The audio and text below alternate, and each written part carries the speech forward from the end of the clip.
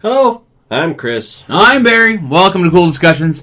We're going to talk about the Olympics and the NHL. Because there's talk, as we've seen in the past Olympics, the past few Olympics, the NHL has shut down its season. And they've sent the best players from their league and around the world to go play and compete for Olympic glory. And now the discussion has come up. The Olympics in 2018, the Winter Olympics, are in Korea. I think it's South Korea, because I don't think North Korea is the bad one that's not allowed to do anything. So they're in Korea, in South Korea, with some P place, Pajang or something, I don't even know. I can't pronounce it. And there's discussion that the NHL is kind of going, we don't know if we want to go over there. For numerous reasons.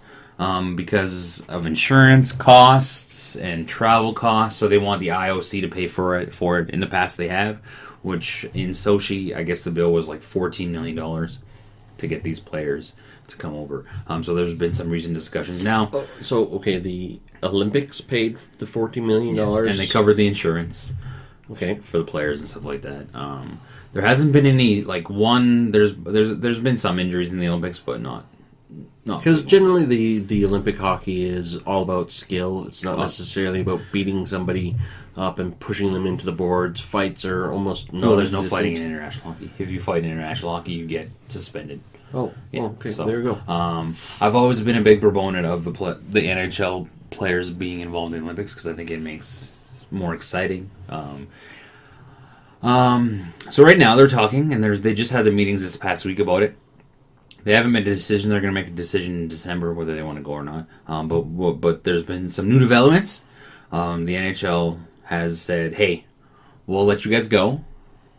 But we want to renew the CBA, which is their collective bargaining agreement, which is their agreement between the NHL and the NHL Players Association on a whole bunch of bull crap. But they want to renew that for another 3 years. They want to push back the opt-out clause for 3 years. So we'll find out in December if they want to go. I think it would be in the best interest, especially because of where it is. They want to grow the game around the world, and what better way when through the Olympics? Everybody watches the Olympics. Yeah, even the casual sports fan tunes in to the Olympics. I actually watched the Olympics in Vancouver. And we'll watch the whole gold medal game and was cheering the whole time. Well, that's the thing, the whole country, especially in Canada, shuts down, pretty much when that happens. If Canada's in the gold medal game, come on, in Alberta, we opened our bars at 5 o'clock in the morning, this last one, in Sochi, for the gold medal game, and we allowed bars to serve alcohol early in the morning. Yeah. We made exceptions to the laws to do that, and it's no other sporting event does that. Now, mind you, I bet you it would happen in soccer or football. Not in Canada. No, not in Canada, but I'm sure in England, if their team made it to the finals in the FIFA World Cup. Oh, I'm sure, yeah. It would be a national holiday. I'm talking Canada-wise. I'm talking that's the only sport that could have that and stuff like that. And they talk about growing the game and stuff like that. And it's this is no better way to grow the game than to have the best players in the world go over to Asia. Okay. Because they never... If you're living in Asia, when do you get to see an NHL game? Hardly ever. You got to stay up till all weird hours of the morning. Well, okay, with PVRing and stuff like that. Yeah, but it's not the same. When you PVR the game, it's not the same, It's so hard to not see results and to see, especially if you're on Twitter and you follow your sports team. Well, okay, true. You have to see if you know that you're watching a game that's already played, obviously you avoid things to find out. But it's so hard. If you live in where the game is in the middle of the night in Canada, yes, it's hard to avoid spoilers in that. Even if you follow anybody on Twitter, so I'm an Oilers fan. If I lived in Asia somewhere, where the games were played in the middle of the night, right? And I follow them on Twitter, and I have to go to work in the morning. I can't watch the game first thing when I wake up. I got to wait till the nighttime. I have to stay off social media the whole day. And for now, people nowadays, that's impossible. So what better way for somebody to see Connor McDavid or Sidney Crosby or Alex Ovechkin than to take the players, put them in their time zone? So what's going on? Who's being what? Who's doing what to whom? For how many dollars? Well, pretty much the NHL is saying, well, we don't. The owners are saying, well, we don't like the fact that we have to shut down our season because it costs them money, and the potential of their player getting hurt over there is big because it happened. John Tavares got hurt in the Olympics and was out, and the Islanders were very mad about it, obviously. And if you're an owner of a team and you have a big player like Connor McDavid, say, or Sidney Crosby, they get hurt in the Olympics, it hurts your pocketbook.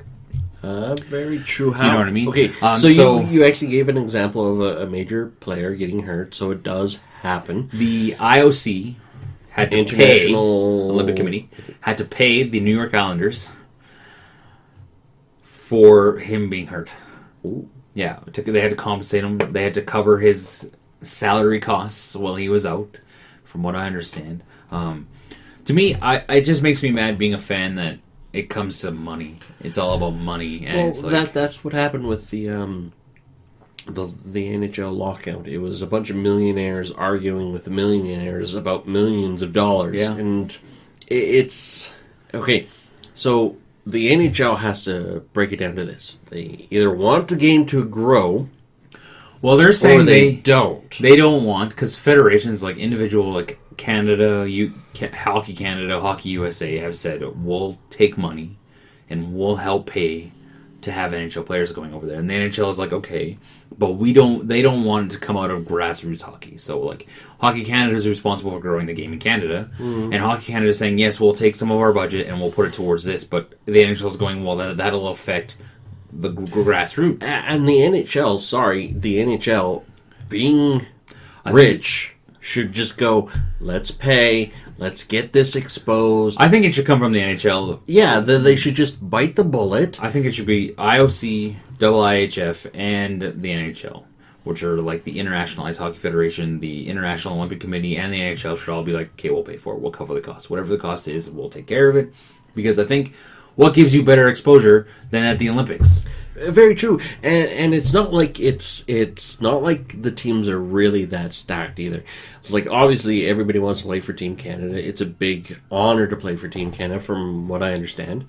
And a lot of the major players are Canadian, and they tend to gravitate. Well, every team is but pretty Ovechkin even now. is Russian. There's a lot of Swedish, Finland, like all the big countries have enough players where it's a good tournament. Yeah, but the NHL this year, it's not like a stacked deck like during the Summer Olympics when the NBA sends all their good stuff for the Americans and there's nobody else in basketball. It's actually a good tournament. The NHL this year put on the World Cup of Hockey, which is their... Yeah. We've talked about it before, go check it out, which is their answer to the Olympics. Like the NHL, like the IOC has... They won't let the NHL use footage from the Olympics because it's a big, hey, you didn't bid on it, it's copyrighted and stuff like that. So like the NHL is saying, hey, you got to let us have access to this and stuff like that. And why does the NHL need access to the Olympic because it's their footage? players. It's their players. No, right? But why do they need access to their footage? It's so they can use their like. I don't know. I'm not 100% sure. I don't care about that shit. That shit just makes me go. Stop being a bunch of idiots. Well, yeah, because it's coming down to that greed. The NHL. Well, they look at it as the IOC's making money, so the NHL's like, well, we want our cut. This is our players, and a lot of players have said, like Alex Ovechkin has said, I'm gonna go play for Russia. If the NHL's not going, I'm gonna leave and I'm gonna go play. Who knows what that'll do? Who knows if they actually will? Well, Ovechkin will. Who knows? Simply because he could probably make a lot more money in the Russian Federation of hockey than he can make in the NHL. Who knows how many? Well, he's got a $10 million contract a year. No, so. But from what I've heard on the rumor mill is Ovechkin can make way more money in Russia. Probably. I think it just has simply to do with in the U.S. he has more freedom than he would in Russia per se. I don't know. A lot of the rumor is a lot of players have said like the players really want to play in the Olympics because it's a big thing. It's the big thing, and it's representing your home country, representing your team, playing for pride. It's not because they don't win money; they just win a gold medal. Yeah. To me, it's like that's worth money. To shut down the season for 2 weeks, who cares? It's not that big of a deal. Because honestly, the NHL competing against the Olympics is going to lose. Not necessarily. Yes. Because of the time zone difference, I think that... Because in Korea, when the NHL schedule would be on, there would be no Olympics on. It would just be the replay footage, I think. I'm not sure the time difference. True. Time difference, but, in a competition... It is still competition to the NHL. But they're saying they don't want to go over just to this one. They're like, oh, we'll skip this one, and we'll go to the next one. What? Yeah, and it's like, okay. So they're being hypocrites. Well, they're being babies, I think. They're being a little bit kind of babyish, because the next ones are in China. And it's like, South Korea, China, they're in the same damn area. Who cares?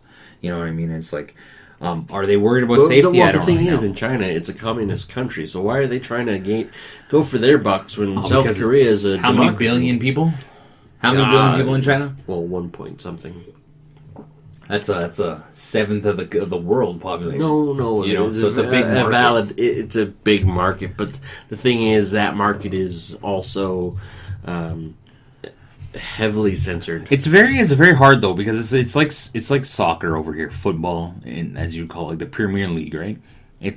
We over here, people who like that they're at a disadvantage for this market because of the time zone. Their games are early in the morning, and NHL games are early in the morning over there, and it's just very weird. I've seen on Facebook and Twitter that's why people in England are like, it's 3 a.m. and I'm watching the game, and I'm like, I would never watch a game. Well, depending, you might get to that point. Well, that's why whenever you tend to have world events, they always take place in one.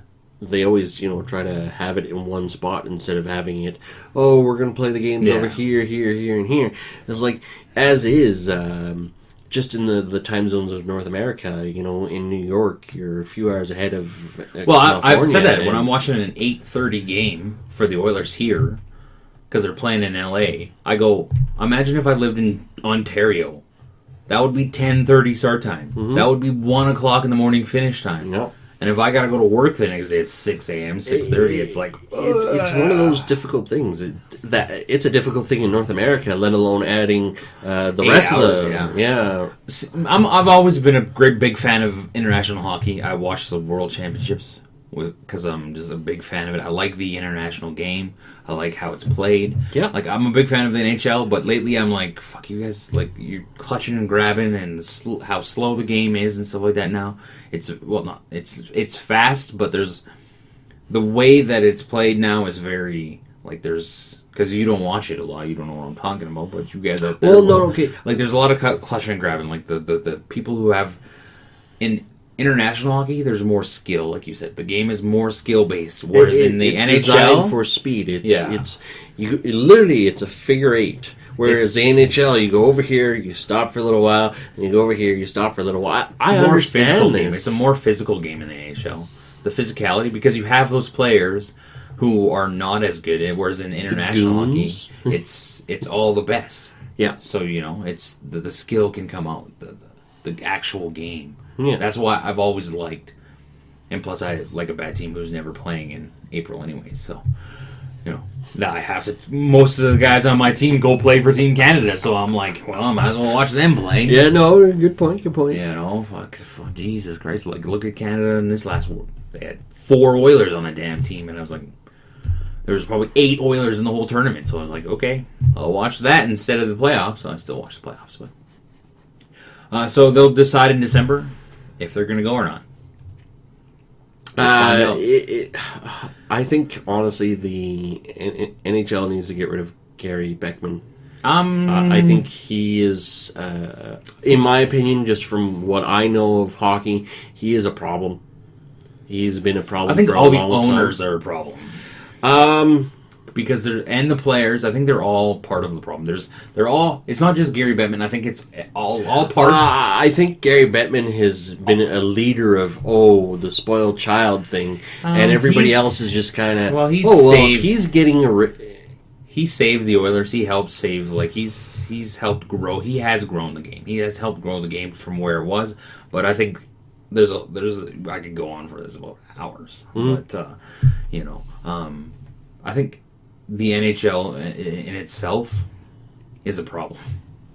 Like the amount of money that's there and the amount of squabbling that happens over this amount of money, to me, is very Problematic. and problematic. And it, pull your head out of your ass, go to the Olympics. It's good for the game. It's good for hockey. It grows hockey in other countries that, it does. It grows the game all over the world, not just North America. We got to remember that not even North America, Canada, the U.S. Mexico's not part of hockey, but it grows the game worldwide. It gets people watching the best players in the world. And that's what, the World Cup was in Toronto. Every game was in Toronto. Mm-hmm.